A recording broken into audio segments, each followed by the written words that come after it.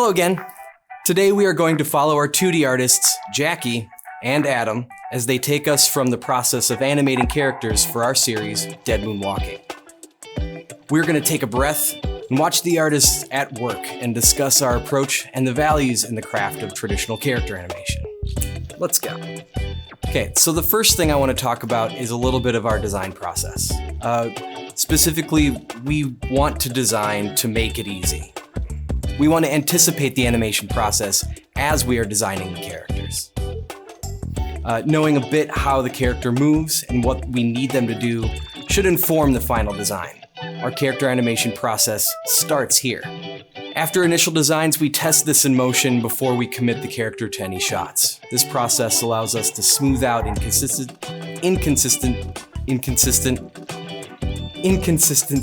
that pop up during production. These character designs set us up for easily understandable and translatable forms. We want a repeatable process that is foolproof. Simple and iconic details are made easy to reproduce, and we can rally the many different hands and artistic sensibilities to one direction. The simplicity of the characters allows us to focus on performance, and we love the subtle performances and nuanced but clear and expressive faces and gestures. Some of our favorite expressions actually happen with Orion. He's the foil, often calm and kind of overlooked when compared with Leo. But his frustration in every scene is evident. Like, we can feel his incredulity, and we can feel the subtle way he holds himself. The fun part about Orion and Leo here is that we created a kind of motif, like a wine glass versus a whiskey glass shape to the characters. This made them appealing, contrasting, and easily identifiable in the scene. We always have the character sheet up while we work, and we revise the sheet when pinch points in the design make the character susceptible to style drift. So there's a little bit of back and forth there. The second point I want to make is about finding our forms. We spend a lot of time finding the forms and volumes before tying them down.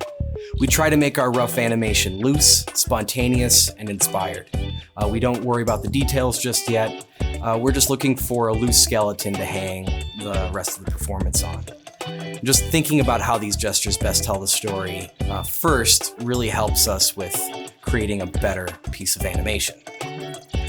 We really try to think about each drawing as if it actually exists on a piece of paper, and we try to make the key poses as clear as possible. The benefits of thinking this way is that we have precise control over the interpretation of the character sheet, and we can focus on exact tie-downs. When we think this way, we commit to the idea that we have total control over the image. We try our best to leave nothing to chance. While animating, we've always found it helps to know something extra about the characters that isn't necessarily in the script or the story. So, for instance, Leo, he's kind of the lovable heart, the impulsive one, and the one who usually dies first. Orion is hard-nosed and by the book. He's the foil, and he's the one who dies no matter how smart he is. What they do and how they do it must play with these expectations of the characters and influence their motion. Orion is stiff and reserved, while Leo is loose and careless and long-limbed. These characters move in different ways, but their contrast tells us a lot about who they are and how they will do a thing. The third point I want to talk about is line smithing. Creating the final line work is the most time-consuming aspect of the process. It's where we nail things down, and we don't really commit to cleaning up until we have enough detail in those rough drawings. We tie down our key poses first, and these are the most iconic drawings with the clearest storytelling. And we tie those down before finding the exact lines of any of the in-betweens. Cleaning up is all about being on model. This is where the character sheet is most important because it helps us iron out inconsistencies that crop up just organically during our drawing process. Being on model is what makes cleanup work challenging, but each step of the process prepares us for success in the next phase. Because we spend more time in rough drawing and design with simple iconic details, we can trust the cleanup process and spend less time guessing. The cleanup phase also gives us a chance to add extra flourishes and subtleties that weren't captured in the rough. The shot is often passed in front of other artists for comment, and we let the character animator breathe life into the final illustrations. So our process begins with design that makes animation easier. Like, we want to anticipate the process ahead of us, and that informs our design process. We then take our time exploring the animation in its rough stages. And then once we're certain of the performance, that's when we tie down our drawings and performances. All right, I hope this has been a helpful look.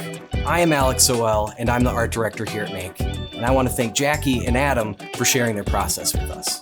If you have more questions or ideas of things that you'd like to see, please leave it below in the comments. Okay, take care.